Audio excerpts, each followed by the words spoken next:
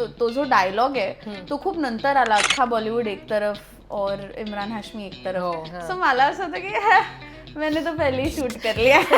इतकंच होतं की भाई ह्याचे फिल्म्स आईबाबांसोबत बसून नाही बघू शकत. दॅट मला तो मारतो आणि मला चक्कर येते आणि मला असं जरा मी गुंगीत आहे. ते गुंगीत असण्याच्या ह्याच्यात मी लिटरली सांगते मी झोपा काढत होते. गोरली वगैरे नाहीस ना. आय थिंक तो एक अख्खा दिवस आम्ही फक्त पळण्याचाच शूट केलंय. आणि मला असं होतं की का प्रत्येक प्रोजेक्टमध्ये, सुंदरामध्ये सुद्धा आम्ही एक 7 दिवस शूट केलं होतं. ती शर्यत होती तेव्हा सुद्धा त्यांनी माझ्यासाठी एक बॉडी डबल बोलवली होती. आपको रेस्ट करना आहे तर मग जे बॅक शॉट्स आहेत रनिंगचे आम्ही तिच्याकडून करून घेऊ का. त्याची गरज नाही आहे कारण असे प्रोजेक्ट प्रत्येकालाच करायला मिळत नाही. तो मी मुळात वरईची आहे. तो जो पॅच आहे ना जिथे त्यांनी मला पाणी दिले तिथे मी लहानपणापासून जाते आणि मी तिकडे खूप असा माझा ये तो मेरा इलाका आहे असं म्हणजे तिथे उगाच माझी एक शायनिंग चालू होती. मी जेव्हा गेले ना तेव्हा शो साधारण 6व्या का 7व्या वर्षात एंटर झालेलं होतं. तिथे बोलणं व्हायचंच की अरे 12 वाजता येते आणि मग 9 वाजता जाते. किती डिमांडिंग आहे. पण मी तिला पाहिलंय आणि ती खूप प्रोफेशनल आहे. एक लीड केलंय म्हणून आता सगळे पुढचे मला लीडच करायचेत अशातलंही माझं कधीच कंडिशन नव्हतं. मराठी इंडस्ट्रीतली अनेक लोक भेटून मला हेच म्हणतात की खूप छान काम करतेस, किती नॅचरल काम करतेस, आम्हाला तुझं काम आवडतं, खूप कौतुक होतं. मग मला असं होतं की पण मग काम का नाही देत आहात. कमीत कमी 10-15 स्टुडिओज फिरायचे. आम्ही 3 मैत्रिणी होतो. आम्ही 2 स्कूटरवरती फिरायचो. There anything for me, how do I fit in to anything, can I audition. 10 पैकी मला 3 मध्ये फक्त फिट बोलायचे, 7 मध्ये नॉट फिट बोलून बाहेरच्या बाहेर मला टाटा बाय बाय करायचं.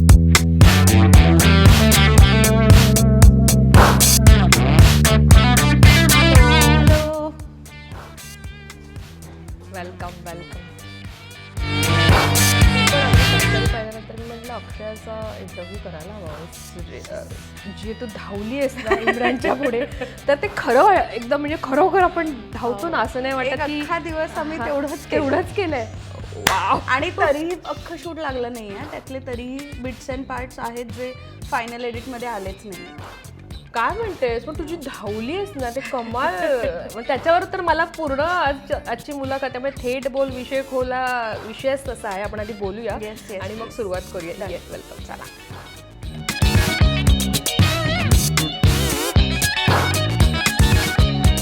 नमस्कार, मी प्रणाली मोरे. अभिजात मराठी फिल्मीवर थेट बोल विषय खोल या आपल्या पॉडकास्टमध्ये आजची आपली गेस्ट आहे.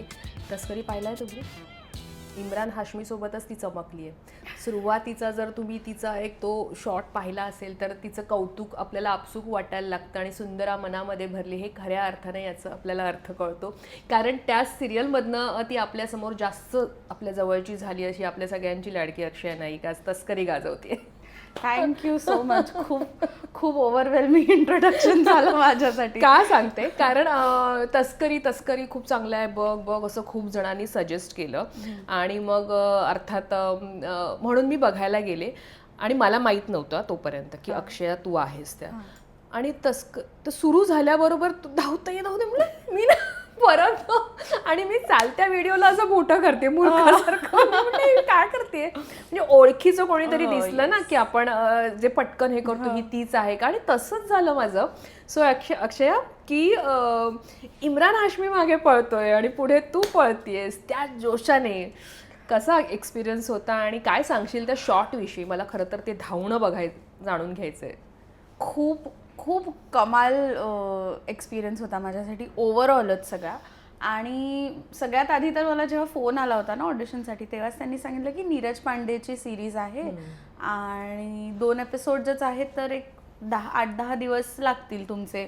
म्हटलं हां ओके. सो नीरज पांडे म्हटल्यावरच मी जराशी होते की बाबा हे तर आपल्याला क्रॅक करायचंच आहे. सो मला ऑडिशनची स्क्रिप्ट त्यांनी पाठवली. मी त्यांना सांगितलं मला एक दिवस द्या, मी आत्ता बाहेर आहे एका रिहर्सलमध्ये होते. सगळं झालं. परत थोड्या वेळाने फोन केला आणि मग म्हणाले आपने पढ़ी स्क्रिप्ट? म्हटलं जी. तो वो जो अर्जुन मीना है ना वो इमरान हाशमी होंगे. तो आणि मग त्यांनी मला उरलेलं ब्रीफ दिलं. मी जरा एक 10 सेकंद फोनवर अशी होती की ओके ठीक आहे.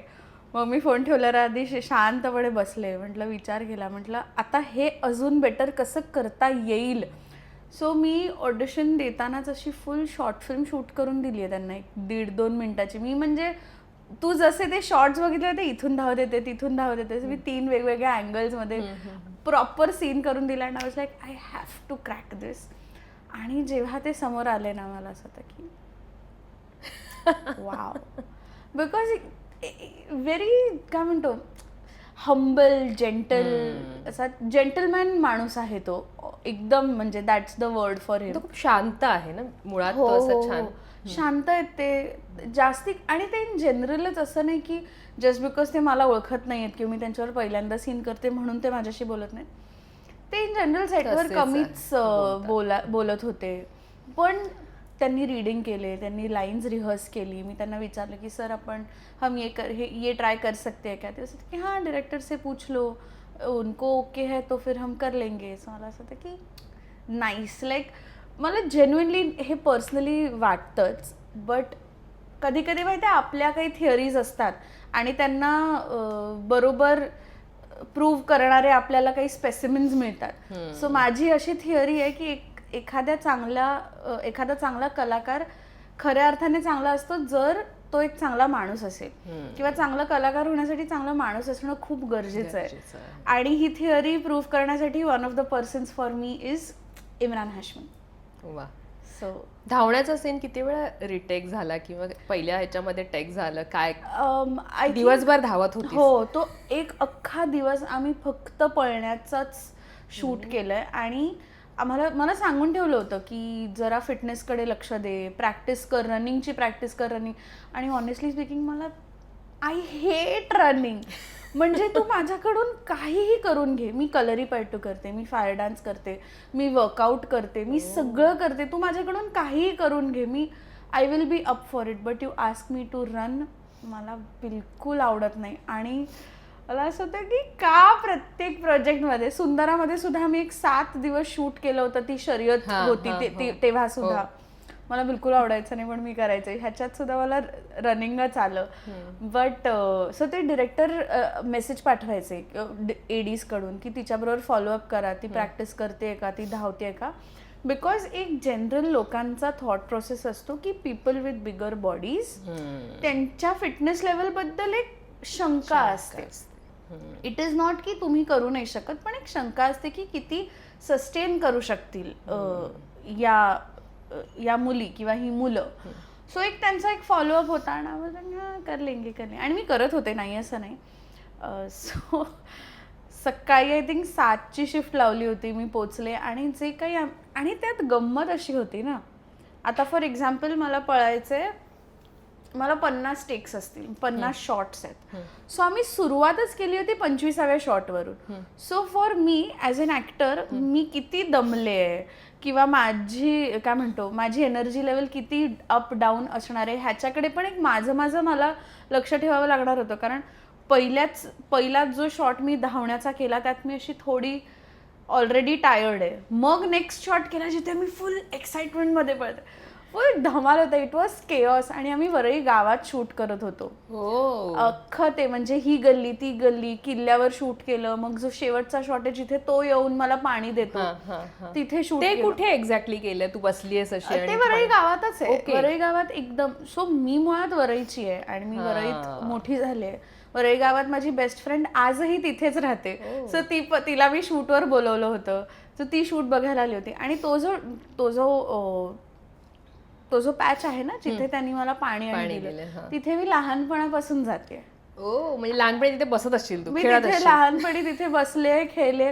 कारण आणि मी तिकडे खूप असा माझा येतो मेरा इलाका आहे असं म्हणजे तिथे उगाच माझी एक शायनिंग चालू होती की इथून ना हे होतं, ह्या कोपऱ्यात ना ते चालू असतं. कारण एक काय म्हणतो, for me it was like मी माझ्याच घरी शूट करते असा एक माझ्यासाठी फील होता.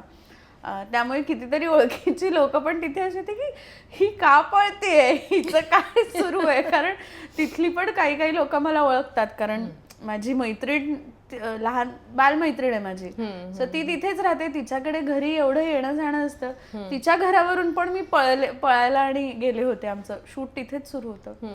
सो सगळ्यांचं एकतर झालं असं होतं की नक्की ह्या लोकांचं काय सुरू आहे. आणि तो जो सिक्वेन्स होता माहिती आहे जिथे मी कलिंगड फेकून मारते. हो हो तिथे तेव्हा ऍक्च्युली असं झालं की तिकडे ना एक आय थिंक दत्त मंदिर आहे हा. का कसलं तरी मंदिर आहे, मला आता आठवत नाही. आणि असा तो छोटासा वरांडा आहे आणि मग ती चाळ आहे तिथे. सो मी त्या एका गल्लीतून अशी पळून येते, कलिंगड घेऊन फेकते, असं सगळं झालं. आणि थोडा वेळ सुरुवातीला असं झालं होतं, काही लोकांना वाटलं की ऍक्च्युली एक मुलगी 2 मुलांच्या मागे पळते त्यांना मारायला. सो जेव्हा मी आणि तो आम्ही वन शॉट घेतला होता की मी पळत येते, कलिंगड फेकते, जाते, त्याचा पाय धरते. सो जसं मी त्याचा पाय धरला होता ना, तिथली चाळीतली सगळी मुलं टाळ्या वाजवायला लागली, कारण त्यांना वाटलं की खरं काहीतरी चोरांना किंवा कोणाला तरी पकडलंय. खूप धमाल केली आम्ही, खूप मजा आली. आणि सो त्यांनी माझ्यासाठी एक बॉडी डबल बोलवली होती. ती मुलगी बारीकच होती, ती स्टंट गर्ल असणार बेसिकली. आणि तिला सेम माझेच कपडे, माझ्यासारखे कपडे, आणि त्यात भरपूर पॅडिंग लावलं होतं. ओके. सो दॅट ती जरा जाड दिसेल. आणि त्यांच्यासाठी ती बॅकअप होती की इन केस जर माझ्याकडून एकही स्टंट मला जमला नाही किंवा तेवढी एनर्जी पुरली नाही, म्हणजे त्यांनी मला हा ऑप्शन पण दिला की आपको रेस्ट करना आहे, तर मग जे बॅक शॉट्स आहेत रनिंगचे आम्ही तिच्याकडून करून घेऊ का. आणि माझं असं होतं की नाही, त्याची गरज नाहीये, कारण असे प्रोजेक्ट प्रत्येकालाच करायला मिळत नाहीत. किंवा माझ्याही पदरात असं एखादं कॅरेक्टर कधी मला करायला मिळेल परत, आय डोंट नो. सो मला तो चान्स गमवायचा नाहीये. सो इट वॉज क्रेझी, म्हणजे खूप धमाल आली, खूप मजा गेली मी. बरं, कॅबमध्ये बसलीयस आणि ते दोघे इतके मोठे चांगले हेल्दी नायजेरियन होते ते. हो. हा, आणि ते येऊन तुझ्या बाजूला बसतायत, त्या शॉटला तुला किती कम्फर्टेबल होतीस किंवा काय, किंवा किती धमाल आली तुला? कम्फर्टेबल तर ऑफकोर्स येस, कारण ऍक्टर्स आहेत आणि वी मेक आपल्याला कम्फर्टेबल होऊन घ्यावं लागतं. ती मजा एक थोडी वेगळी होती त्या ह्याची. इट्स जस्ट की खूप ना गरमी होती ऑलरेडी, आणि दुपारी वगैरे शूट झालंय, दुपारी आम्ही ते शूट केलंय. आणि सो एका पॉइंटला ते असे नाही की मला तो मारतो आणि मला चक्कर येते आणि मला असं जरा मी गुंगीत आहे. मी त्यांना काही टेक्स, बिकॉज ना मी चालती गाडी आहे ना, आणि चालत्या गाडीत आम्ही ते शूट करत होतो. सो टेक्निकली पण काही गोष्टी आम्हाला रिडू कराव्या लागत होतात. ते गुंगीत असण्याच्या ह्याच्यात मी लिटरली सांगते, मी झोपा काढत होते मध्ये मध्ये, कारण मी आफ्टर अ पॉइंट इतकं दमायला झालं होतं. जरा मला सांगितलं ना, हां स्वाती वो आपको मारा है और अभी आप बेहोश हो, आतून बोलायचं येस. बेहोशीच्या ह्याच्यात मी एक मस्त पॉवर नावाची घोरली वगैरे नाहीस ना? आय थिंक मी घोरले सुद्धा असेल काही, म्हणजे आय वोंट बी सरप्राईज घोरले असेल त्याच्या. पण मजा आली. एकतर त्या दोघांचे प्रश्नच वेगळे होते. आणि म्हणजे दे वर ऑल्सो व्हेरी क्युरियस की Swati so what do you do? I stay in Mumbai. त्यांचा एक वेगळा झोन होता. बट टाइमपास केला आम्ही. मी खूप ऑनेस्टली सांगू का, मी खूप मजा केली. मी त्या इफ्स अँड बट्स मध्ये मी ह्या गोष्टीने फंक्शन करते ना की हे प्रोजेक्ट मला परत कदाचित मिळेल नाही मिळेल, आय डोंट नो. ही माणसं परत भेटतील नाही भेटतील, त्यांच्याबरोबर परत काम करायला मिळेल की नाही, आय डोंट नो. सो आज जे माझ्याकडे आहे ना, I want to make sure I make the best of it. मी इन जनरल मी त्या माइंडसेटने मी फंक्शन करते, बिकॉज मला त्या गोष्टीची ना मजा घालवायची नसते. So I take each day as it comes. मला आणखीन एक त्यातला शॉर्ट्स आठवतं की स्मगलिंग कसं करतात हे आपण इतकं डिटेलिंग कधीच पाहिलं नव्हतं, की एक्झॅक्टली कशी होते किंवा काय करतात. आपण ऐकलं होतं, जुन्या सिनेमांमध्ये पाहिलं होतं आणि आत्ताच्याही काही सिनेमांमध्ये. पण हे जे तुमच्या तस्करीमध्ये जे दाखवलंय की तू जे लिटरली काहीतरी खातेस आणि ते पोटापातून इथपर्यंत आणतेस, हे तुझ्यासाठी मला वाटतं सरप्रायझिंग असेल. अरे हा असं होतं. हो, कारण आम्ही जेव्हा रीडिंगसाठी अगोदर शूट सुरू होण्याच्या आधी जेव्हा सगळे रीडिंगला आम्ही भेटलो होतो, सो तेव्हा जो स्क्रिप्ट सुपरवायझर होता, डिरेक्टर होते, जे राघव सर होते, सो तेव्हा त्यांनी जेव्हा मला समजावलं की नक्की, कारण मला कळे ना की ही काय खाते, कसल्या पिल्स खाते. मग माझा असा प्रश्न होता की जर हिरोईनच्या पिल्स मी खाते तर मग त्या माझ्या पोटात काय होईल त्याचं. मला आय वॉज व्हेरी क्लूलेस. आणि मग जेव्हा त्यांनी सांगितलं, आय वॉज ब्लोन की लोक आजही असं करतात. आणि मला वाईट या गोष्टीचं वाटलं की जे फॉर एक्झाम्पल जे कॅरेक्टर मी केलं आता त्यांनी मला फुल एक्सप्लेन करताना प्रॉपर की मोठ्या लेवलवर होतं आणि मला म्हणजे स्वाती साळुंखेला पर ट्रिप फॉर एक्झाम्पल 5,000 ते 7,000 रुपये फक्त मिळतात. म्हणजे इफ वी सी सो मी हा विचार करत होते की यार ऑलरेडी त्यांना पोपटच म्हणतात, आम्ही सगळे पोपट होतो ट्रान्सपोर्ट करणारे.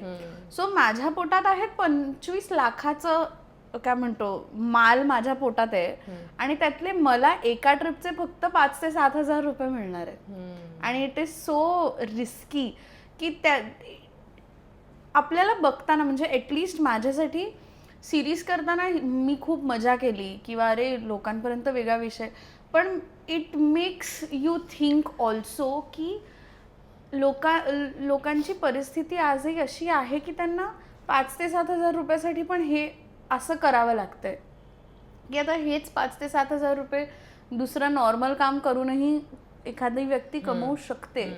बट काय असेल मला असं हे सगळं माझ्या डोक्यात तेव्हा सुरू होतं. आणि सो बेसिकली ते पिल्स जे असतात त्याच्यात त्यांना कोट करून त्याला लॅक्सेटिव्हमध्ये कॉन्डममध्ये रॅप करून ते खायला लावतात सो दॅट इट डझंट काय म्हणतो ते ओपन नाही होणार, ते बस्ट नाही होणार, झालं तरी ती त्या रॅपिंगमध्येच असणार आणि देन ते फ्लश आउट होतं वॉशरूममध्ये गेल्यावर.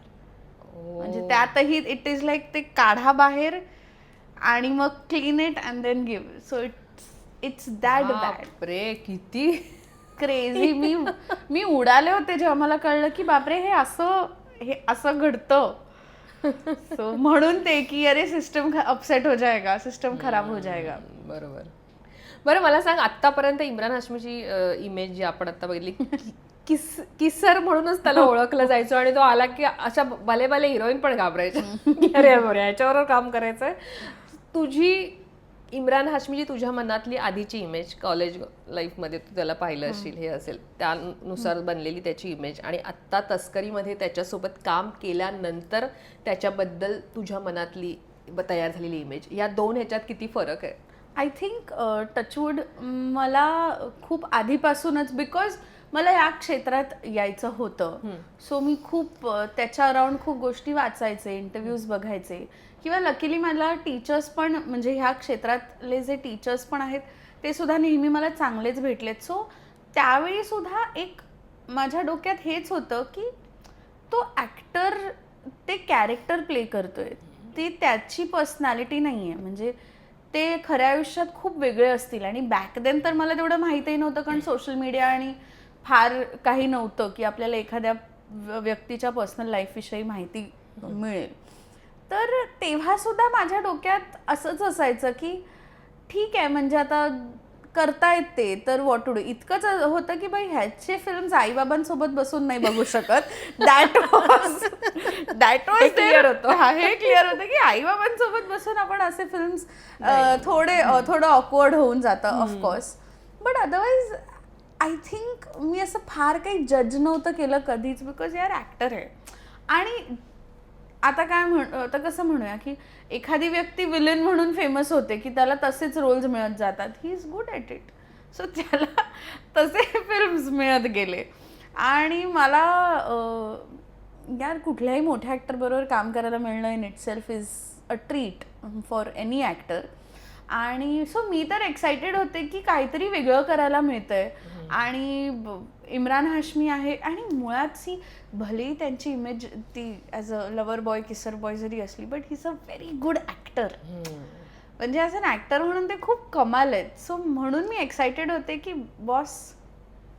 आणि मी तर खूप आधी शूट केलं होतं. माझं नोव्हेंबर 2024 त्यांच्याबरोबर शूट झालं, डिसेंबर 2024 शूट झालं होतं. So for me it was like.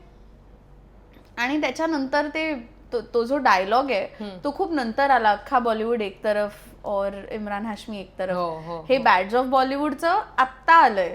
So मला असं होतं की मैंने तो पहिले ही शूट कर लिया. असं होतं की हे सगळं तुम्ही आता बोलताय, मी तर आधी माझं शूट करून झालंय त्यांच्यावर. So great. It was just amazing. बरं आत्ता थोडंसं आता तस्करीहून आपण पुढे येऊया. तुझी एक मालिका पण येते अँड टीव्हीवर हो. आणि कितना बदल गया इंसान. हो. मला पहिलं तर आज तुला विचारायला आवडेल ॲज अ ह्युमन बिईंग, मालिकेवर येऊयाच आपण, पण याचा अर्थ घेतला या एका ह्याचा तर किती बदललाय माणूस आणि कसा बदललाय आणि त्याला तू कसं घेतेस. तुझ्या लाईफमध्ये जी माणसं भेटतात ते असं नाहीये की ती सगळीच चांगली असतात. ऑफकोर्स. मिक्स मॅच हो, हो. असतं सगळं आणि त्या प्रत्येकाला आपल्याला भिडायचं असतं आणि पुढे जायचं असतं. सो अक्षया या प्रत्येक व्यक्तीला तिच्या आयुष्यात येणाऱ्या चांगल्या वाईट कसं घेते, त्याच्याकडे कसं पाहते आणि कशी पुढे जाते. माझ्यासाठी इतकंच आहे की मी समहाव लोकांमधलं चांगलंच बघण्याचा प्रयत्न करते. कारण मी जर नेगेटिव्हच बघायला लागले त्याचा इम्पॅक्ट माझ्यावर होणार आहे. आणि हे मी केलं आहे, ॲक्च्युली नाही केलं आहे. मला खूप सांगतात, आय थिंक मी ना खूप ब्लाइंडली लोकांवर ट्रस्ट करते. मला असं वाटतं की सगळी लोकं चांगलीच असतात आणि जर ते काही वाईट करत असतील तर त्याच्यामागे काही ना काहीतरी एक सिच्युएशन आहे. सर्कमस्टान्सेस लोकांना वाईट बनवतात. लोकांचा मूळ स्वभाव हा कधीच वाईट नसतो. त्यांना सिच्युएशन्समुळे ते वाईट होतात. सो माझ्यात इन जनरल लोकांना घेऊन खूप पेशन्स आहे आणि मी खूप I hold on to things, I hold on to people a lot. त्यामुळे मी खूप प्रयत्न करते की सस्टेन करण्याचा लोकांबरोबर. पण एकदा जर मला वाटलं की नाही, म्हणजे नाव आय हॅव लॉस्ट इट, किंवा जर मला कुठल्याही क्षणी जर मला डिसरिस्पेक्टेड वाटलं किंवा वाटलं की मला कोणी ग्रँटेड धरतंय, तर त्यावेळी मी तरीही 3 चान्सेस देते, भरपूर देते इनफॅक्ट. पण ज्या क्षणी मी सोडते ना ती व्यक्ती, मी कधीच मागे वळून बघत नाही. सो माझा इन जनरल अप्रोच लोकांकडे हाच आहे की एव्हरीबडी इज गुड. सिच्युएशन्समुळे ते असे वागतायत. सो मला माझी आई म्हणा, माझी बहीण म्हणा, त्यांचं असं असतं की थोडे रियालिटी चेक्सची गरज आहे तुला सुद्धा. की सो मी ना कधी कधी मला बघायचं नसतं. माझा प्रॉब्लेम हा आहे की मला दिसतंय की ती व्यक्ती नाही आहे चांगली, किंवा that person is not being fair to me, हे मला दिसतंय, तरीही मला बघायचं नसतं. माझं असं आहे की नाही, पण आय एम ओके, मला चालतंय, let me work around you. तुला नाही ना जमत आहे, मग मी वर्कआउट करण्याचा प्रयत्न करेन. पण एका पॉईंट नंतर मग मी गिवअप करते, कारण आपण 10 वेळा लोकांना एकच गोष्ट नाही सांगू शकत किंवा काय. So I think more or less मी, आणि टचवूड माझा हाही एक्सपिरियन्स आहे की आता आपण दोघी बसलोय एक्झाम्पल, आणि तू म्हणतेस की तुला एखादी व्यक्ती नाही आवडत आहे किंवा तुझा एखाद्या व्यक्तीबद्दल नाही चांगला एक्सपिरियन्स आहे. माझा एक्झॅक्ट ऑपोजिट असतो की मला असं होतं की आपण सेम व्यक्तीबद्दल बोलतोय का, कारण मला नाही फार वाईट एक्सपिरियन्स आलाय त्याचा. सो हेही, आणि I think it is all about perspective, की मला एकतर चांगली लोक भेटली आहेत आणि मला लोकांमध्ये चांगलं बघायला आवडतं. So I think it just makes my life very easy, असं मला वाटतं. अशी एखादी व्यक्ती की जी तुला वाटते अरे खूप चांगली आहे किंवा ही आधी खूप चांगली होती आणि सडनली तिच्यात चेंजेस व्हायला लागतात आपल्या जवळच्या व्यक्तीत आणि आपण सहज म्हणतो किती बदलली ही, अशी नव्हती ही. असं झालंय तुझ्या बाबतीत कधी? आणि त्याचं तुला कमालीचं वाईट वाटलंय, कारण ते आपलं माणूस असतं. हो, म्हणजे आहेत माझे काही, माझा एक मित्र आहे, जुना मित्र आहे, आणि असे वीवर एकदम बेस्ट ऑफ फ्रेंड्स, की अगदी घरच्यासारखं आमचं रिलेशन होतं. आणि आय डोंट नो, म्हणजे आत्ताच्या घडीला आय थिंक मला टॉप ऑफ माय हेड आता मला तोच आठवतोय. मला माहीतच नाही की आता तो कुठे आहे. आणि म्हणजे किंवा माहीतही असेल, आय डोंट नो. पण एक गेल्या 2-3 वर्षात त्याचं इतकं फ्लिप झाला, आय डोंट नो वॉट. आणि मी आजही त्या प्रश्नात आहे की इतकं काय झालं की गोष्टी इतक्या बदलल्या, किंवा तू इतका बदललास की मी काही बदलले, किंवा आपल्या इक्वेशनमध्ये काय चेंज झालं आहे, मला खरंच नाही माहीत. आणि मी आजही तोच विचार करते की एवढं काय बदललं आहे. आणि डेफिनेटली म्हणजे मला खूप जास्ती काय म्हणतो अफेक्ट केलं, कारण माझ्यासाठी फ्रेंडशिप्स आर व्हेरी इम्पॉर्टंट. आणि माझ्यासाठी माझे फ्रेंड्स खूप महत्त्वाचे आहेत. सो त्यात जेव्हा एखादी व्यक्ती अशी बदलते आणि आता साधारण 2-2.5 वर्ष झाली की माझं बोलणंच नाही झालंय त्याच्याशी. सो मला असं आहे की आय डोंट नो, मला ते सगळ्यात जास्ती अफेक्ट. तुझं काम वगैरे बघून पण त्याच्याकडनं कॉल नाही आला की अरे अक्षय, आपण करतोच ना फ्रेंड्सना हा नॉर्मली? ऑफकोर्स काय म्हणतो मधल्या काळात तर मी तेच सांगते की तो त्याने माझी संपूर्ण जर्नी पाहिली आहे की राईट फ्रॉम मी जस्ट काय म्हणतो सुंदरा मिळायच्या अगोदरपासून ते सुंदरा मिळालं, त्यानंतर मला अवॉर्ड्स मिळाले, त्यावेळी सुद्धा की आपण तुझ्यासाठी एक चांगली स्टायलिस्ट बघूया, आपण हे करूया ते करूया, म्हणजे he was there throughout the process. आणि सडनली आणि अगेन की मला माहितीच नाही आहे आजही की असं काय बदललं. सो इट्स जस्ट दॅट की नाहीच आहे, काहीच कॉन्टॅक्ट नाही आहे. आय थिंक ती एकच गोष्ट आहे जी मला खूप जास्ती बॉदर करते.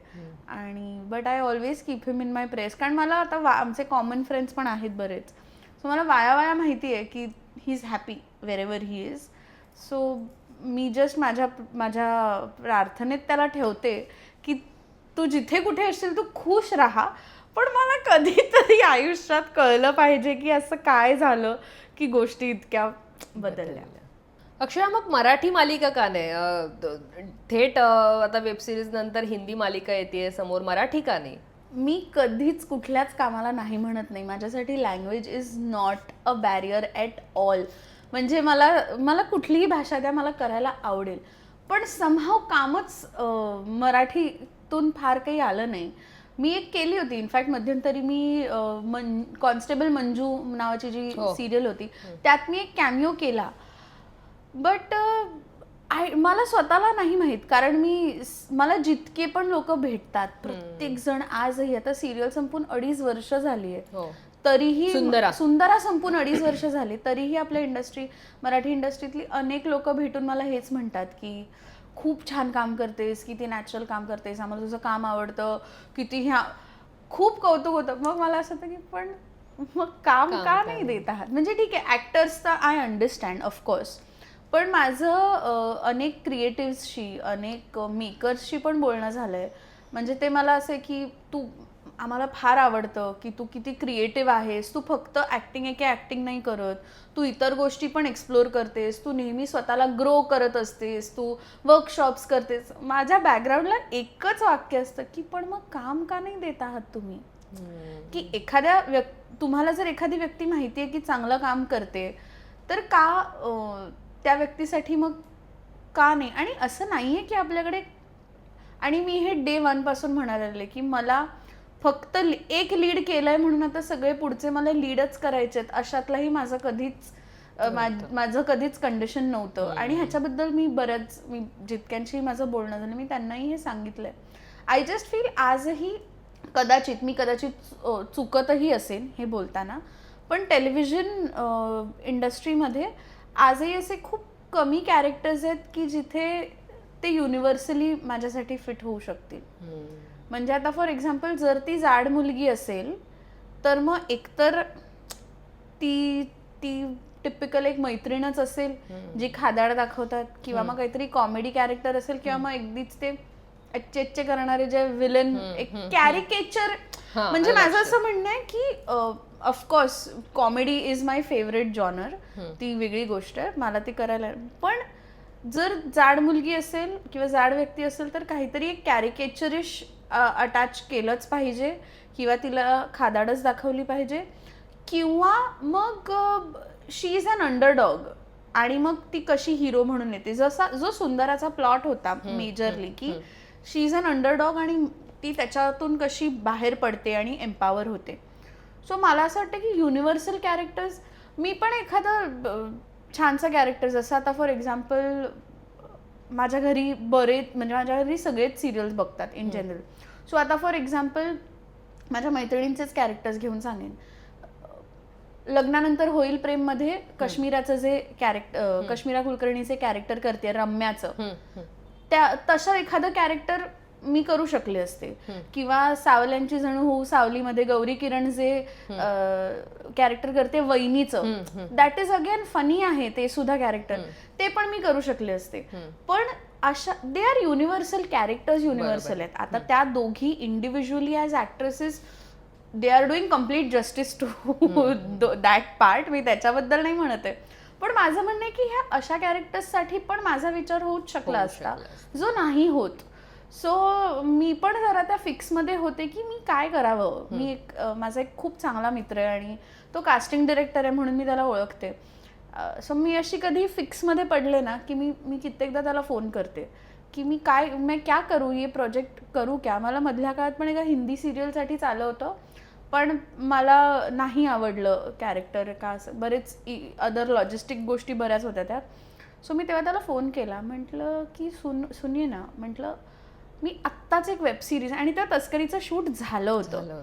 सो माझं तेव्हा मनात आलं होतं की म्हटलं मी तस्करी आत्ता, म्हटलं मैंने वेब शो किया है, तर मग मी थांबावं का की मी टेलिव्हिजनकडे परत वळावं. म्हटलं टेलिव्हिजन केल्यावर मग इतर कामं करता येत नाही की म्हटलं मग मी मराठीत करू. तेव्हा त्याने मला एकच गोष्ट सांगितली. तो म्हणाला की तू ॲक्टर आहेस ना, मग तुला कुठलंही काम तुझा सराव झाला पाहिजे किंवा you should keep working irrespective of the medium.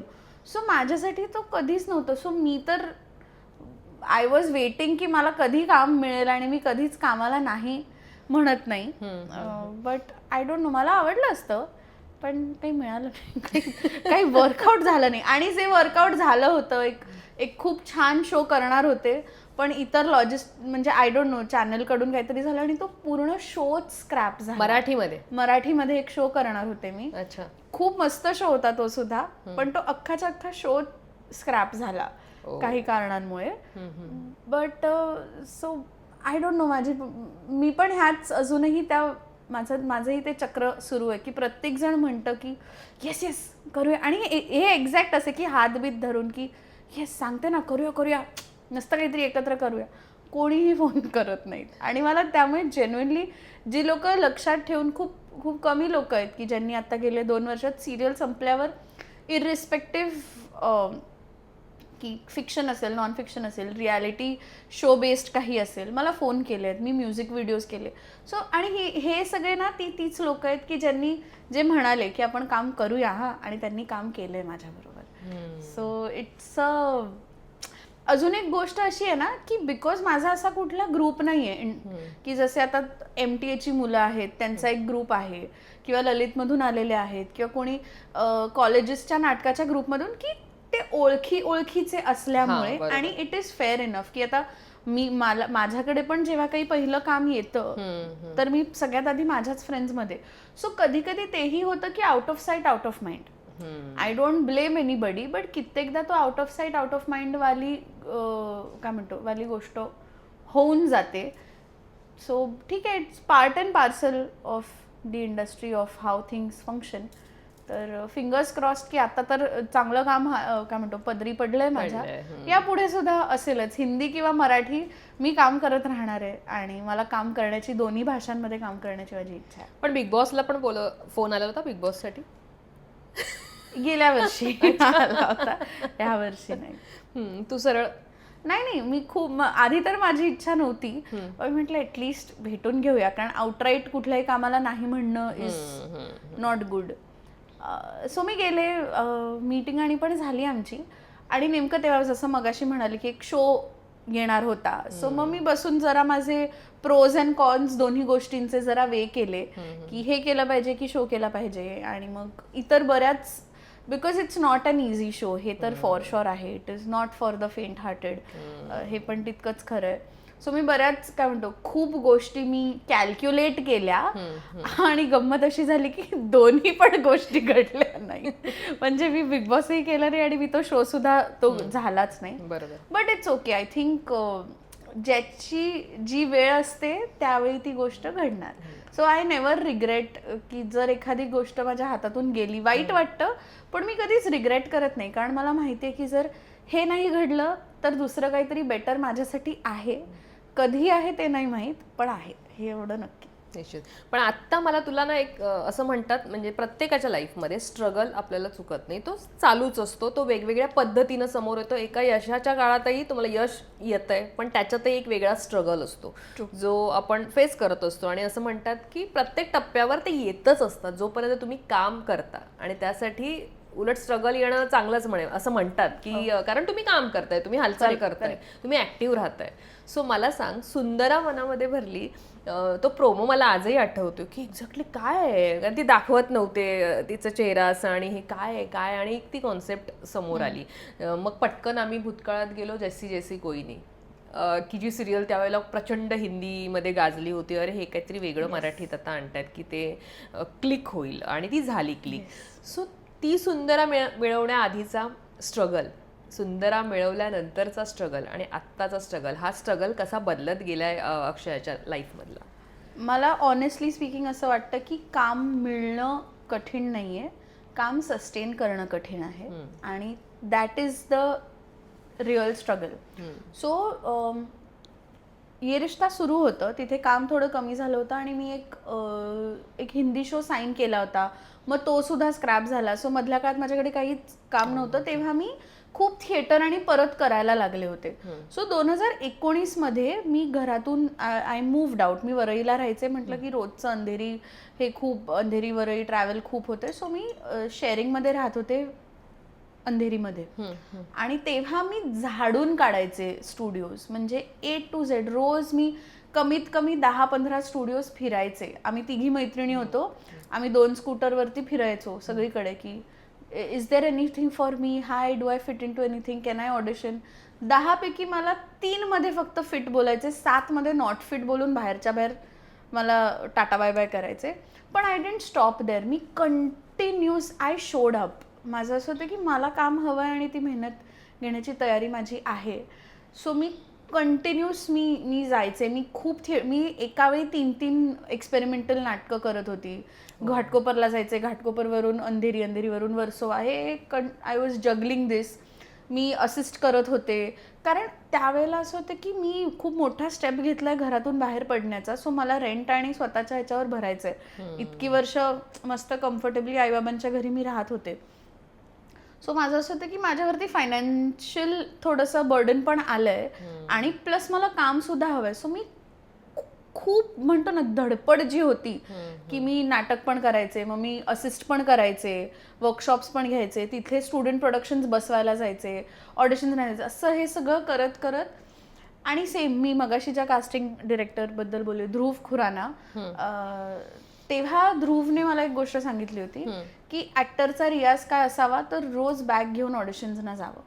आणि ही सेम गोष्ट माझे सर सौरभ सचदेवा सर तेही तेच म्हणायचे की ॲक्टरचा रियाज काय, बॅग घ्या आणि ऑडिशन्स शोधायला जा. सो हे मी रोज करायचे ना. त्या प्रोसेसमध्ये मी एका डिरेक्टरला भेटले. The director is Sachin Pathak. So आणि again Sachin Pathak happens to be my super senior from Ruia college. So त्याचा असिस्टंट माझा मित्र होता, तर मी माझ्या मित्राला भेटायला गेले, काय कसं आहेस, आणि सगळं झालं. तेवढ्यात सचिन आला, तर तो म्हणाला, अगं तू हिंदी सिरियल कर. मी त्याला म्हणाले की काही असेल तर प्लीज मला सांग. तर मला म्हणे की अगं तू हिंदी सिरियल करतेस ना. तसं झालं, नाही करत आहे मी सध्या, मी कामच शोधते, सो प्लीज टेल मी काही असेल तर. तो म्हणाला हां ठीक आहे सांगतो. आणि कट्टू एक आय थिंक 15-20 दिवसातच मला फोन आला की मी स्ट्रॉबेरी प्रोडक्शन्समधून बोलते, मनवा नाईकचं प्रोडक्शन हाऊस आहे, तर असा शो टेलिव्हिजन करण्यात इंटरेस्टेड असशील का, आणि असं सगळं चालू होतं. सो मी एकतर विचार करत होते की मराठीत मी कोणालाच ओळखत नाही मराठी इंडस्ट्रीमध्ये, आणि मला कसा काय फोन आला. बट आय सेड हां of course yes. And then I understood की मी हे जे राऊंड्स करायचे तेव्हा सचिनने, सो मनवाताई सचिनला एका ठिकाणी भेटली होती. मग तिने सांगितलं की आम्ही खूप टाइमपासून कास्टिंग करतोय, आम्हाला अशी अशी मुलगी हवी आहे, ती मिळत नाहीये, तुझ्या ओळखीत कोणी असेल तर सांग. मग त्याला आठवले की अरे ही आपल्या त्या दिवशी ऑफिसला येऊन गेली होती. मग त्याने माझा नंबर घेतला. So the whole point about telling all of this हाच आहे की आपण जी मेहनत करतो ती कशी कुठपर्यंत पोचेल आपल्याला नाही माहीत. सो अल्टिमेट गोल इज की मेहनत करत राहायचं. की मी जर विचार करत बसले ना की आज मी सचिनला भेटणार, मग तो त्याच्या वेबसिरीजमध्ये मला काम देईल, मग मी ते नाही घडणार आहे. मला एक खूप छान गोष्ट सांगितली होती की आपण युनिव्हर्सला फक्त सांगायचं की आपल्याला काय हवंय, ते कसं आणून द्यायचं ते नाही शिकवायचं त्याला. आणि ती चूक मी बऱ्याचदा करायचे की मी म्हणायचे की मला ना आता अगेन फॉर एक्झाम्पल मला ना ह्या महिन्यापर्यंत किंवा मला दर महिन्याला कमीत कमी 1 लाख रुपये कमवायचे आहेत.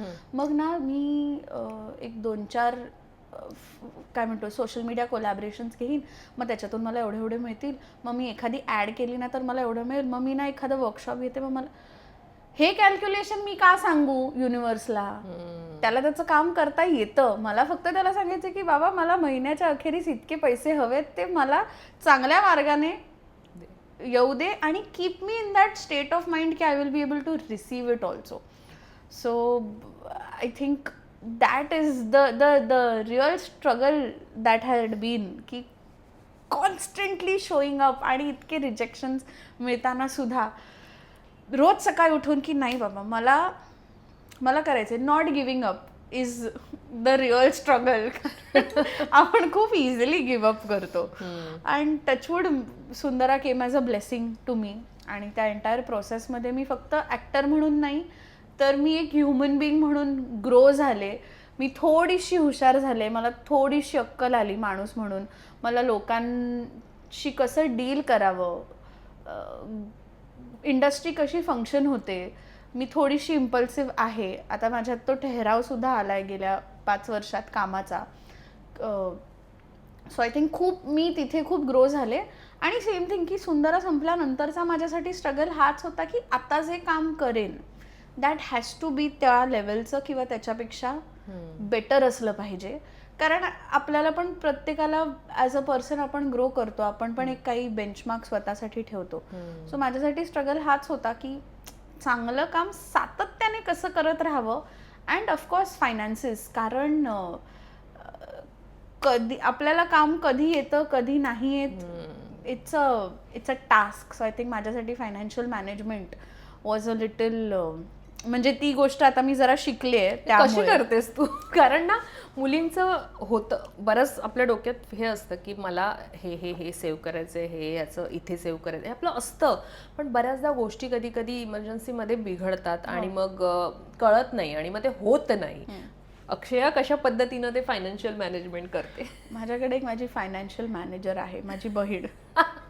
मी ब्लाइंडली, म्हणजे मी कोणाकडेच आजपर्यंत एवढं डिस्कस करत नसेल, पण लिटरली त्या डॉट आपले जे पैसे येतात ना की इतके इतके रुपये आणि इतके इतके पैसे, तितक्या डीपली मी तिला माझे फिगर्स किंवा माझं काय मी सगळं तिला सांगते. कारण ऑनेस्टली स्पीकिंग मला फार आजही मला माहिती आहे की मला काय करायचं आहे, पण ते कसं करायचं हे माझी बहीण मला सांगते आणि मी तसं ब्लाइंडली फॉलो करते. कारण मला माहिती आहे की कोणी मला बेटर समजावू नाही शकत किंवा there is nobody who can think better for me than her. तू आत्ता मगाशी रिजेक्शनचा एक मुद्दा हे केलास. असं कोणतं रिजेक्शन आहे? अर्थात रिजेक्शन आपल्याला येतच असतात, पण असं एखादं रिजेक्शन जे मनाला चटका लावून गेलं? सो मी आय थिंक 2024 माझं नाटक पण कमी झालं होतं. आमचे प्रयोग आणि पण नाटकाचे सुद्धा फार कमी झाले. नाटक करत होतेस. प्रयोग पण नाटकाचे पण कमी झाले. आणि नंतर एका काय म्हणतो आठवड्याभरात मी बरेच ऑडिशन्स दिले आणि त्यात एक फीचर फिल्म होती. मराठी नाही, हिंदी फिल्म होती ती.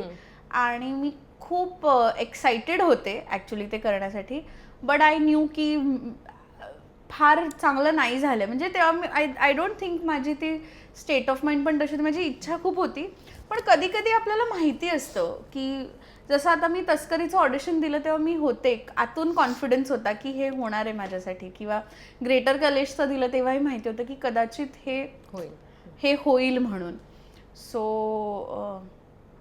I think it was a feature film, असं काही खूप मोठं प्रोजेक्ट नव्हतं. आणि त्यात ललित प्रभाकर होता. हिंदी फीचर फिल्म आहे ती. आय डोंट थिंक अजून आली आहे. सो मी ऑडिशन आणि पण दिलं आणि चांगलं झालं होतं.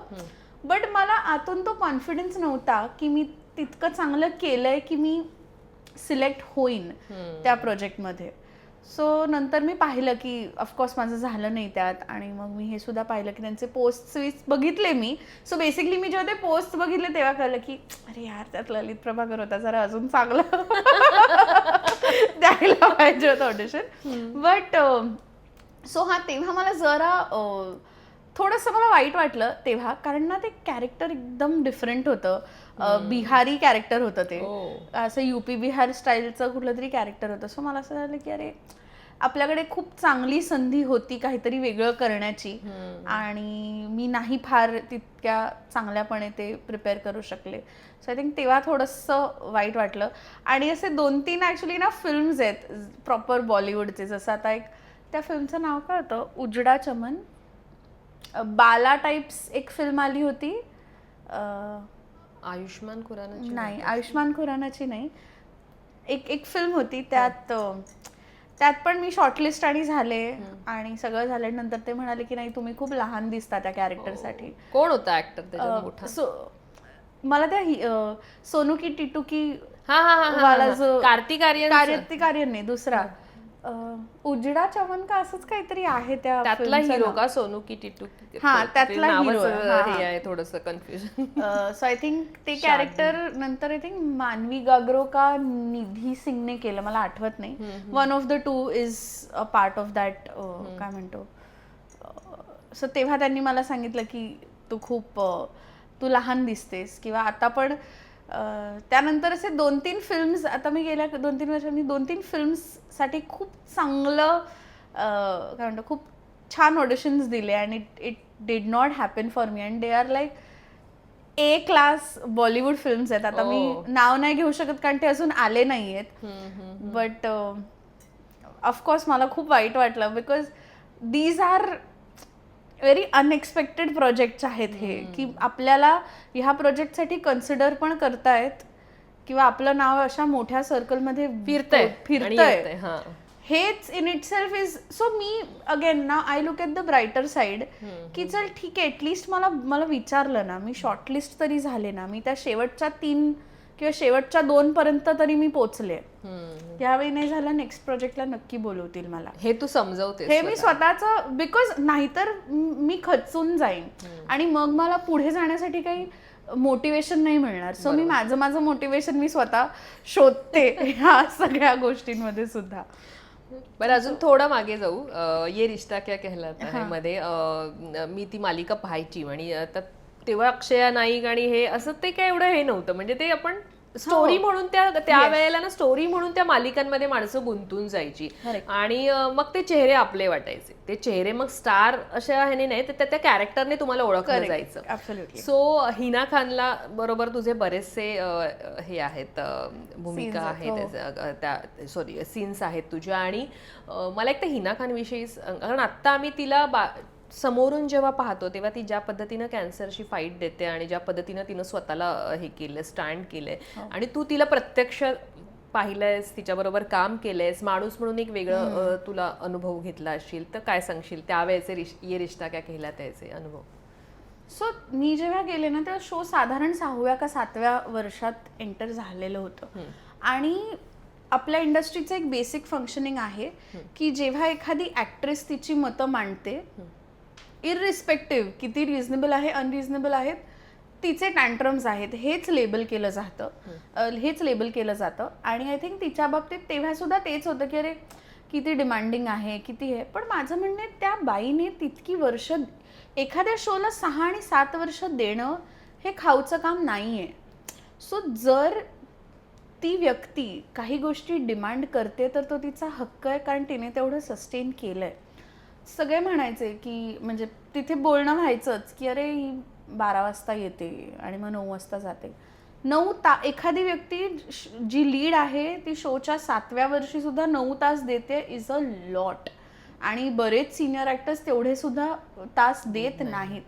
माझा आता अगेन आधी कशी होती, I will not talk about that, पण मी तिला पाहिलं आहे आणि ती खूप प्रोफेशनल आहे.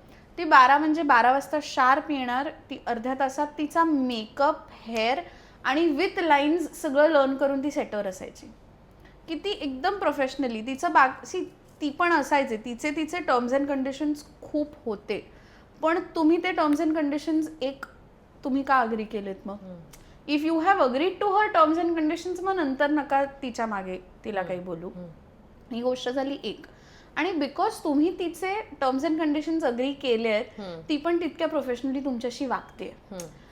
ती यायची, तिचा मेकअप करायची. सो एक ट्रिक आहे की कसा बरेच जण ना माईक आणि काढून टाकतात, विसरतात. सो तिने आम्हाला एक ट्रिक शिकवली होती की कसं वॉशरूमला जाताना तो माईक न काढता, बिकॉज कारण आता आपल्याकडे time equals to money.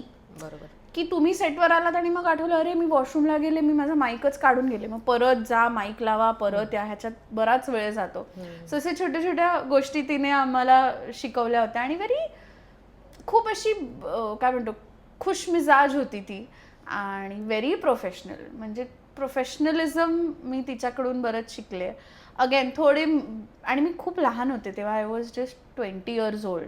So एक थोडं होतं ना की अरे लीड आहे. आणि तेव्हाही तो माझा स्वभाव नव्हता आणि आताही तो स्वभाव नाही आहे माझा की जस्ट बिकॉज ती व्यक्ती फेमस आहे किंवा जस्ट बिकॉज ती व्यक्ती एका मोठ्या ह्याच्यावर आहे तर त्याच्याशी मैत्री करा. I can do it. मला स्मॉल टॉक पण येत नाही की मग उगाच मग तिच्याशी जाऊन बसा, दिया बहुत सुंदर लग रे, येत नाही आपल्याला. सो मी तिच्याकडे बघायचे आणि ती खूप मस्त, ती एकतर ती खूप फनी पण आहे इन जनरल. आणि ती अशी करायची की 7:30, ती अशी वेळ दाखवायची की बाबा बघ हा, मी येऊन बसले, तुम्ही माझ्याबरोबर शूट करत नाही आहात. ती येणार, आपलं काम करणार, वाक्य चोख पाठ असायची तिची की मस्त येणार, एक 1 take मध्ये करणार आणि खूप छान. म्हणजे very very professional, very professional आणि व्हेरी स्वीट. म्हणजे मला आताही आठवते, तिने ना सिरियल सोडली होती त्याच्यानंतर, आणि आम्ही शूट करत होतो आणि सडनली खूप जास्ती त्या दिवशी ना आउट ऑफ नोवेअर वादळ आलं आणि खूप पाऊस बिऊस पडायला लागला होता.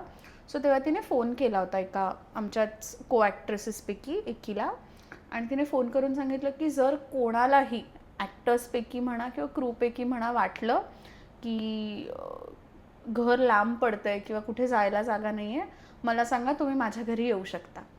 आणि I think these are little things that matter. बरोबर. की आता ती माझी अगेन, मी बाकी ये रिश्तामधले जितके पण होते त्या सगळ्यांना मी माझ्या मैत्रिणी म्हणते, पण Hina Khan was never my friend. आम्ही खूप बिकॉज मला ते असायचंच यार की हिरोईन आहे बाई आपल्या सिरियलची आपण, आणि खूप लहान पण होते मी, तर असा थोडासा झोन होता. बट ती आता ह्या गोष्टी खूप मॅटर करतात. आता जेव्हा तिची तब्येत पण बरी नव्हती, मग मी लता सेठ आहेत त्यांच्याकडून मग मी तिचा नंबर घेतला, मी तिला मेसेज केला आणि मी तिला पण बोलले. सो मी पण हिलिंग्स आणि करते मी, किंवा मी आर्ट थेरपी आणि कंडक्ट करते. सो मी तेव्हा पण तिला मेसेज करून सांगितलं होतं की म्हटलं if you need anything please let me know, मला आवडेल तुझ्यासाठी हे करायला किंवा जे काही आहे. तर शी रिस्पॉन्डेड ऑल्सो. तिच्या मी लक्षात होते after so many years. So छोट्या छोट्या गोष्टी आहेत. आणि शी इज अ फायटर, आणि ती ना शी सेल्फ मेड. मला लोकांनी सांगितलं होतं की जेव्हा ती आली ना तेव्हा ती एका 1 RK मध्ये राहत होती आणि फिल्म सिटीच्या जवळ तिने असं 1 RK घेतलं होतं. मग विदिन 2 years तिने छान रेंटवरच, पण मग 2 BHK रेंटवर घेतलं. मग तिने तिच्या आई वडिलांना आणि मग मुंबईला बोलवलं आणि तिने स्वतःचं एम्पायर स्वतः सेट केलंय विदाऊट एनी बॅकिंग. सो ती जर काही गोष्टी डिमांड करत असेल ना, शी डिझर्व्ज इट, असं मला वाटतं. मला इथे तुला आणखीन विचारावंसं वाटेल, कारण तू ज्या पद्धतीच्या वेगवेगळ्या भूमिका केल्यास, म्हणजे आपण स्टार्टिंगपासून आता एकेका याच्यावर बोलत गेलो, ते आत्ता तुझं काम त्याच्यावर बोलत गेलो, आणि परत त्यामध्ये तू म्हणालीस की माहीत नाही मला मराठीत का विचारत नाही आहेत.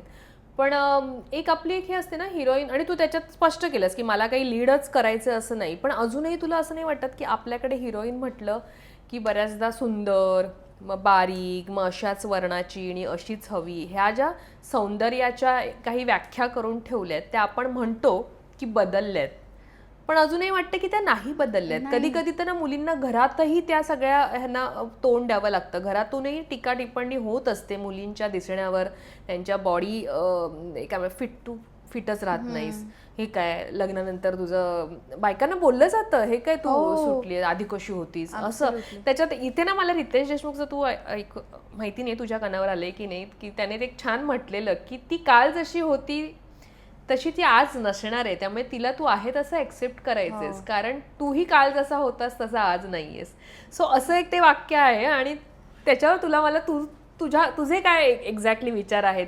खूप खूप जास्त इम्पॉर्टंट आहे की तुमचा सर्कल काय आहे, तुमच्या घरचे तुम्हाला कसे ट्रीट करतायत ह्या गोष्टी बाबतीत. कारण मी कॉलेज संपल्यावर ना मी जिम जॉईन केलं होतं आणि माझे बाबा असे होते की का जिम कशाला जॉईन केली, आपण आहोत तसे चांगले आहोत. मग घरी पण असं होतं की डाएट म्हटल्यावरती एकतर टिपिकल मराठी आयांना असं वाटतं डाएट करणं म्हणजे उपाशी राहणं, हा जो काही एक कॉन्सेप्ट आहे की त्यांना असं वाटतं की डाएट करते म्हणजे आता ही उपाशी राहणं. माझी आई असं होतं की का कशाला डाएट बेट नाही, ते काय बरोबर घरचं खायचं, बाहेरचं खाऊ नकोस तू, चपाती भाजी वरण भात. आणि इट्स अ फॅक्ट की आधीच्या काळात संपूर्ण काय म्हणतो सगळं असायचं ताटामध्ये. सो मला असं आहे की मला असं होतं की मला लहानपणापासून कधी असं वाटलंच नाही की आय एम डिफरंट, आणि टेक्निकली आय एम नॉट, किंवा ते डिफरन्सेस प्रत्येकामध्ये असणारच ना. जर आपण सगळेच सारखे दिसायला लागलो तर मग मजा काय आहे. प्रत्येक व्यक्तीला त्याच्या काय म्हणतो, प्रत्येक व्यक्ती जाड असेल तरी त्याची टीका करतात, बारीक असेल तरीही करतात, उंचीवरून करतात, रंगावरून करतात. आपण किती लोकांना काय काय समजावायला जाणार आहोत. So I think one thing is there for sure की आपला सर्कल खूप महत्त्वाचा आहे, की आपल्या आजूबाजूची लोक आपल्याबद्दल काय बोलत आहेत, पण त्याहूनही महत्त्वाचं मला असं वाटतं की आपण स्वतःबद्दल काय बोलतोय हे खूप महत्त्वाचं आहे. कारण आपली बॉडी समोरची व्यक्ती जे सांगते ते एक्सटर्नली ऐकते, पण आपले थॉट्स आपली बॉडी सगळ्यात आधी ऐकते. सो आपण आपल्या बॉडीला काय समजावतोय, सांगतोय, कसं ट्रीट करतोय मॅटर्स मोर दॅन समोरची व्यक्ती आपल्याबद्दल काय बोलते आणि काही नाही बोलत आहे. तू जे मगाशी म्हणालीस की ती आधी जशी होती तशी आता नाही, किंवा आता जशी आहे तशी नंतर नसेल, ह्याच ग्राउंडवर मला असं सडनली रिअलाइज झालं की मी आत्ता काही दिवसांपूर्वी मी काही माझे जुने फोटोज बघत होते 2020 ते, जेव्हा सुंदरा जस्ट चालू झालं होतं. मला असं झालं यार तेव्हा मस्त बारीक होते मी, आणि मग म्हटलं हा यार लॉकडाऊनमध्ये मी मस्त योगा बिगा स्टार्ट केला होता म्हणून तेव्हा मी बारीक होते. मग मी थोडी मागे गेले, मग मी आपण स्क्रोल करत करत मग मी 2018ला पोचले. म्हटलं यार काय फिट होते मी, म्हटलं माझी बॉडी कसली टोन्ड होती, म्हटलं दिस इज माय टार्गेट काय म्हणतो बॉडी नाव. मला 2018 सारखं व्हायचंय. मग मी अजून स्क्रोल करत गेले, मग मी ये रिश्तापर्यंत पोहोचले आणि मला असं झालं मी किती बारीक होते.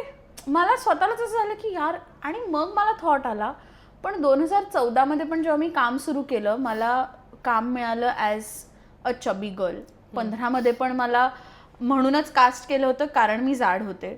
17, 18, 19 जेव्हा मला असं झालं पण मी प्रत्येक, जरी आत्ता मला वाटत असेल की तेव्हा मी बारीक होते पण त्यावेळेला सुद्धा इतरांसाठी मी जाडच होते. कारण त्यावेळेला सुद्धा मला काम मी जाड आहे किंवा माझ्या शरीरयष्टीला घेऊन धरून मला कामं मिळाली होती. सो मी हे आजही फिगर आउट करण्याचा प्रयत्न करते की हे नक्की काय आहे. कारण मी क्लिअरली आता जेव्हा माझे जुने फोटोज बघते मला असं वाटतं की यार माझे गाल किती आत होते, वेरॅज तेव्हा सुद्धा माझे सगळे गाल ओढायचे, आता सुद्धा तेच करतात. So it is all about perspective. So आणि I think bodies will keep changing. आणि ही गोष्ट मला शिरीन सेवानी म्हणून माझी एक को ॲक्ट्रेस होती ये रिश्तामध्ये, आणि खूप ऑनेस्टली सांगते माझा स्वतःचा प्लॅन हाच होता की मी ग्रॅज्युएशन करणार, मी 1 वर्षाचा गॅप घेणार, बारीक होणार आणि मग मी ॲक्ट्रेस बनणार. माझ्याही डोक्यात हीच संकल्पना होती. पण मला कॉलेजमध्ये असताना काम इट जस्ट हॅपेंड आणि मी सिरियल जस्ट करायला लागले. सो जेव्हा मी ये रिश्ता करत होते ना तेव्हा मला शिरीनने ही गोष्ट सांगितली होती की यार तुला make this your strength rather than your weakness, कारण तुझ्यासारखी तू एकटीच असशील जेव्हा तू तिथे जाशील तेव्हा. म्हणजे ओ नाईस. आणि मग माझा पर्स्पेक्टिव्ह खूप चेंज झाला. तेव्हा तिने ही गोष्ट मला सांगितली होती की आपली बॉडी कॉन्स्टंट चेंज होते आणि स्पेशली फिमेल बॉडी. ती सतत बदलत राहणार आहे. आपल्याकडे म्हणजे आपल्याला होणारा स्ट्रेस आणि पुरुषांना होणारा स्ट्रेस हा खूप वेगळा आहे. आपली बॉडी इन जनरल महिन्याभरातच एवढे चेंजेस आणि मूड स्विंग्स आणि इतकं काही बघते की दर 5 दिवस आपल्या महिन्याचे बायकांसाठी इन जनरल वेगळे असतात. बरोबर.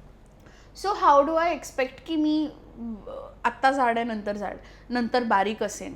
So work for it. आणि मग माझा तो जो मेन फोकस होता ना तो एक्सटर्नल बॉडीकडून इंटरनल बॉडीकडे शिफ्ट झाला की मला आतून, बिकॉज मग मला असं रिअलाइज झालं की मी जाड असणं इतक्या वर्षात मला कधीच अफेक्टच केलं नव्हतं.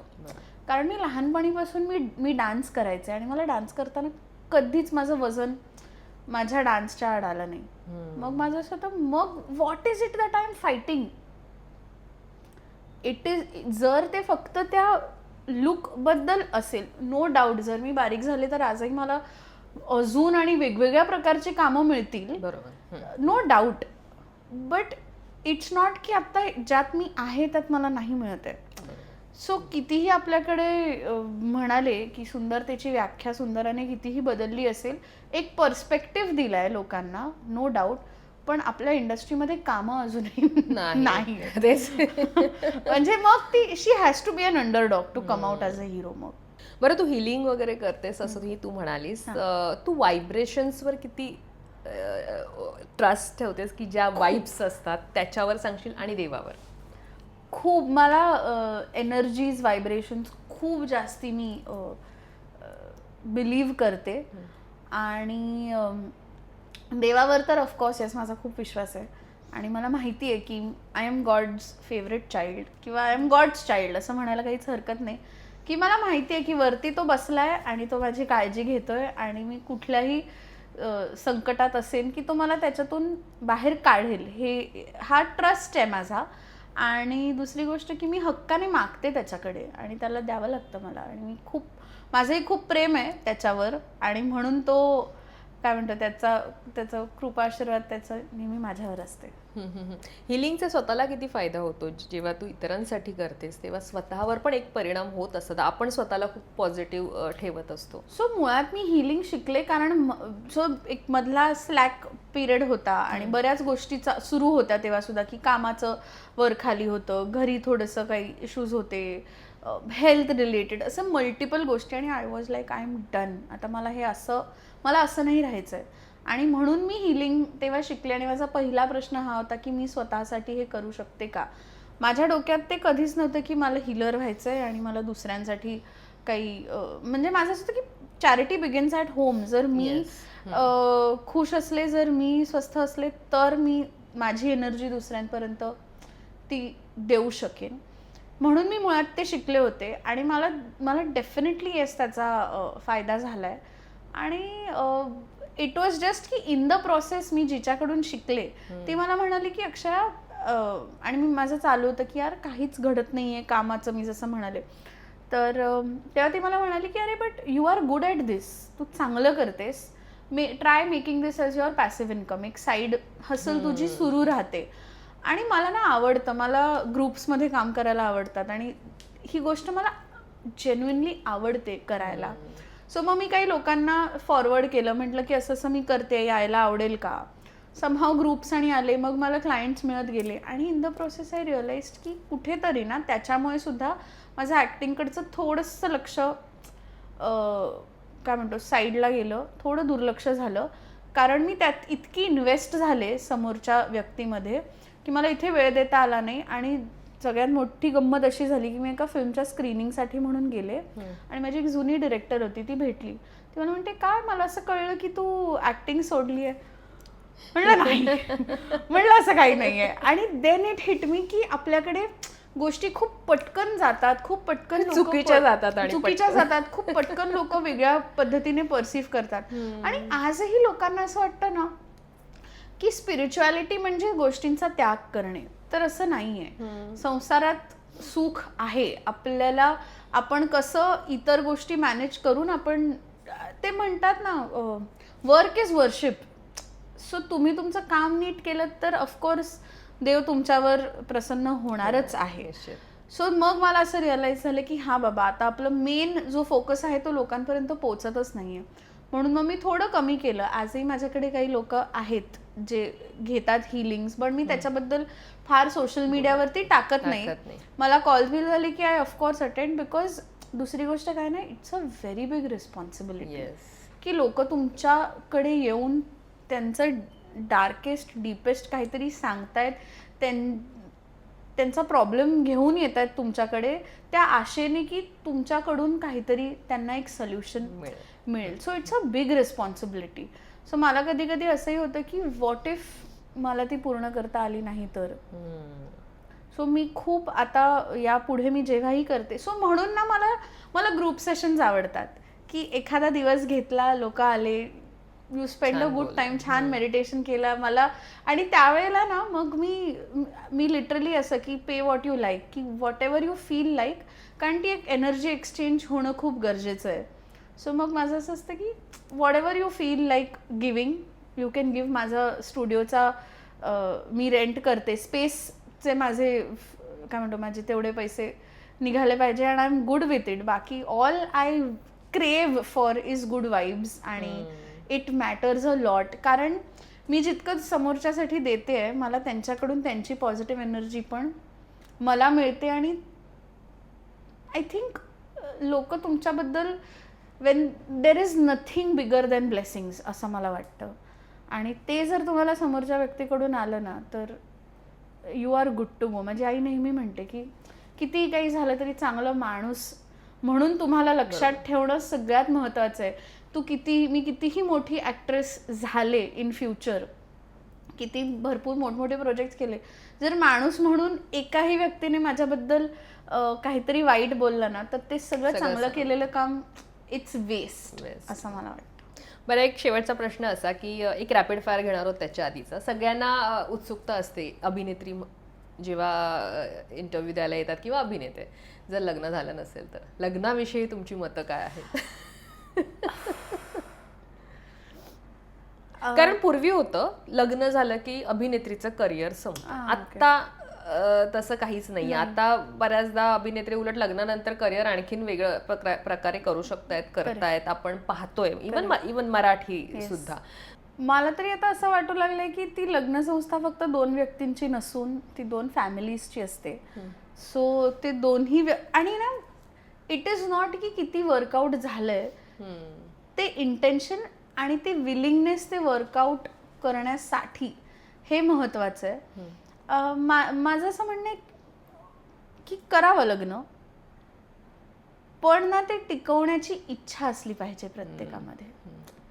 आणि अगेन की मी त्या थॉट प्रोसेसची आहे की I don't give up easily. पण तेच आहे की मला भीती पण तेवढीच वाटते. कारण आणि ना मुळात मी आता इतकी वर्ष सिंगल राहिले आहे की मला पडणारा सगळ्यात मोठा प्रश्न हा आहे की आता जर माझ्या आयुष्यात एखादा मुलगा आला तर तो जोक आहे माहिती आहे की इसके साथ करना क्या होता है, की ते मीम्स येतात माहिती आहे की तो मुलगा अब क्या करना है की तो मुलगा मेसेज करतो की hi darling, good morning, have a nice day. तर ती अशी बघते मुलगी आणि म्हणते you don't tell me what to do. नक्की की माझं साधारण एक तसं होण्याची शक्यता आहे की आय डोंट नो की how it is going to be. So माझी हरकत नाही आहे, पण ना आणि एकतर आत्ता ना इतक्या गोष्टी ऐकतेय ना मी, म्हणजे मला सगळ्यात मोठी भीती माहिती आहे म्हणजे काय आहे, एक्स्ट्रा मॅरिटल अफेअर. हे it's a big I don't no. म्हणजे मला मी जेवढी उत्सुक आहे ना तेवढीच मला भीतीसुद्धा आहे. कारण यार फक्त 2 लोक नसतात ना, त्यात 2 फॅमिलीज असतात. आणि आय डोंट नो, मी खरंच क्लूलेस आहे. मला इतकंच आहे, पण माझी आहे म्हणजे मला खूप एक सबस्टॅन्शियल टाइम स्पॅन मी खरं सांगू का, माझं असं आहे की आधी एक मुलगा तरी सापडू दे मला, मग नंतर मी विचार करेन की मला पुढे काय करायचंय. कधी कधी असं वाटतं की अरे आधीच्या जुन्या काळात तर काय एकमेकांचे चेहरे पण माहित नव्हते, पण डायरेक्ट लग्न करायचं आणि खुश राहायचे, एकत्र राहायचे, वर्षानुवर्ष छान संसार करायचे. सो वाय नॉट, म्हणजे ॲज द सेइंग इज, लग्नानंतर होईल प्रेम. हा पण कधी कधी थॉट येतो की ठीक आहे करून टाकावं का, आता मी झाले 30 वर्षांची. पण मग नंतर असं होतं की अरे इतकी वर्ष जर मी थांबले तर मग I don't want to settle for less. मग मी जरा एक्स्ट्रा विचार विनिमय करेन आणि मगच मी त्यात उतरेन. घाई नसावी, मला घाई नसावी. पण तेच आहे ना की सगळा विचार केलाय, फक्त मुलगा नाहीये सध्या. तर I don't no, I will just hope for the best. निश्चित. आणि मला वाटतं लवकरच तू एक छान मराठी नाटकही करावं. मराठी नाटक तर तू करतच होतीस, हा, पण अजून वेगळं का, आता नाटक खूप चांगलं चाललंय सिनेमांपेक्षा असं मराठीमध्ये चर्चा आहे. नाटकांना खूप प्रेक्षक वर्ग आहे कम्पेअर टू सिनेमा. त्यामुळे ही एक अर्थात गोष्ट तुझ्या कानावर आलीच असेल, तर परत लवकरच तू त्याचाही विचार करशील. हो, इन प्रोसेस आहे आणि ते आम्ही हिंदी आणि मराठी अशा दोन्ही भाषांमध्ये करण्याचा प्लॅन आहे आमचा. पण नुकतीच सुरुवात असल्यामुळे आत्ता काहीच बोलू शकत नाही, कारण आम्ही पण त्या रायटिंगच्या फेज मध्येच आहोत. पण होपिंग की एटलीस्ट पुढच्या 2-3 महिन्यात मटेरियलाइज होईल आणि लवकरच तुझ्या माध्यमातून पुन्हा एकदा सुंदरासारखी एक वेगळी हटके अशी मालिका बघायला मिळो आम्हाला. तू जसं म्हणालीस अशी कदाचित तुझी विलन शेडही बघायला मिळो, तो ही आशा आहे. आणि अर्थात तस्करीसारख्या आणखीन वेगवेगळ्या वेबसिरीज तू करशील आणि असेच आम्हाला धक्के देशील जेव्हा आम्ही तुम्हाला अरे इतर अक्षय. सो आत्ता एक रॅपिड फायर आहे मजेदार, सो तो करून आपण इथे थांबू. सो मला सांग, तुम्ही जे काही मिळवलंय त्यामागे सर्वात मोठी किंमत तुला काय मोजावी लागली, कशासाठी मोजावी लागली तू जे काही मिळवलेस त्याच्यासाठी? घरच्यांना वेळ न देणे. ते तर आपल्या फील्डमध्ये. जर आज तू 18 वर्षाच्या अक्षयाला भेटलीस तर तिला काय सांगशील? You are good. तुझ्यातलं कोणती गोष्ट तुला सर्वात जास्त आवडते आणि कोणती गोष्ट तुला अजून वाटते की हिला अजून डेव्हलप करायला हवी, अशी कोणती गोष्ट आहे? आय थिंक मला थोड्या डिसिप्लिनची गरज आहे. म्हणजे आहे, पण मला असं वाटतं की it's not enough. So consistency आणि डिसिप्लिनची मला गरज आहे माझ्या आयुष्यात. आणि कोणती गोष्ट आवडते स्वतःची तुला, किती छान आहे मी जी मिळवली आहे किंवा छान आहे माझ्यातली ती गोष्ट? हा, म्हणजे मी लोकांना धरून चालते. फेम आणि सक्सेस यामध्ये काय फरक आहे तुझ्या मते? फेम टेम्पररी आहे, सक्सेस ऑनगोईंग प्रोसेस आहे. कारण आपण काहीही अचीव केलं की आपल्याला नेहमी असं वाटतं की अरे इधर तो रुकना नाही आहे. सो ते सक्सेस बेसिकली गिव्स तो ड्राईव्ह मिळते, ती फायर आत जागवते की आता अजून काहीतरी आपल्याला करायचं आहे. So success is recurring but fame is temporary असं मला वाटतं. प्रसिद्धी मिळाल्यानंतर म्हणजे आता हळूहळू प्रसिद्धी येते वाटायला, सो तुझ्यात झालेला बदल बाहेरून आणि आतून दोन्ही बदल सांगशील मला? आतून बदल हा झालाय की मी थोडी सेंटर्ड झाले, माझे इम्पल्सेस कंट्रोल करायला लागले. मी विचार करून, म्हणजे मी आधी खूप हायपर व्हायचे गोष्टींना घेऊन. सो आय थिंक आतून बदल हाच झालाय की थोडी मी सेंटर्ड झाले. आणि बाहेरून बदल हाच झालाय की मी जरा छान म्हणजे लिटरली हा बाहेरचाच बदल आहे की मी स्वतःला खूप छान कॅरी करायला लागले ओव्हर टाइम. आधी मला स्वतःची म्हणजे मेकअप करायलाही यायचं नाही, आवडायचं नाही, कपड्यांबद्दलही फार काही माझं बरं नॉलेज नव्हतं. सो आय थिंक एक्सटर्नल बदल हाच झालाय की मी छान तयार व्हायला लागले. अपयश स्वीकारण्याची ताकद तुला कुठून येते? आय थिंक घरच्यांचा support, that's it for me. अभिनय तुझ्यासाठी प्रोफेशन आहे की एक्सप्रेशन? एक्सप्रेशन. बरं, आता एक छोटासा शॉर्ट आहे, मेकअप की नो मेकअप? तुला काय आवडतं, मेकअप की नो मेकअप? मेकअप. फेम की प्रायव्हसी? प्रायव्हसी. लव्ह मॅरेज की अरेंज मॅरेज? अरे बापरे, जस्ट मॅरेज. बघू, जे घडेल ते घडेल. बरं, OTT की TV? आय थिंक मला यार डिफिकल्ट आहे. OTT जे टीव्हीवर पण दिसेल किंवा टीव्ही जे OTT वर दिसेल. वन वर्ड म्हणजे एक शब्द मराठी इंडस्ट्रीसाठी. आपुलकी. आणि अक्षया, एका शब्दात तुझं वर्णन तू स्वतः कशी करशील? मेहनती. I think one word is good. आणि तीच गरज आहे, कारण ते असेल तर आपण आयुष्यात काही करू शकतो. म्हणजे काय म्हणतात, मेहनती म्हणण्यापेक्षा ती मेहनत घेण्याची तयारी असणारी, दॅट इज मोर इम्पॉर्टंट. की आपले इंटेन्शन काय आहे हे सगळ्यात जास्ती महत्वाचं आहे. सो आय थिंक मेहनत घेणारी. निश्चित. आणि आता पुन्हा एकदा लवकरच तू हिंदीत तर काम छान करतेस, OTT वर छान काम चालू आहे तुझं, आणि आता मला वाटतं मराठीमध्ये सुद्धा तू लवकरच आम्हाला दिसशील. आज तू जे काही इंटरव्ह्यूमध्ये बोललीस त्यानंतर बऱ्याच लोकांपर्यंत ते पोहोचेल, आणि अर्थातच इथून सगळे क्लिअर होतील की तुला नेमकं काय म्हणायचंय आणि ती कामं येतील.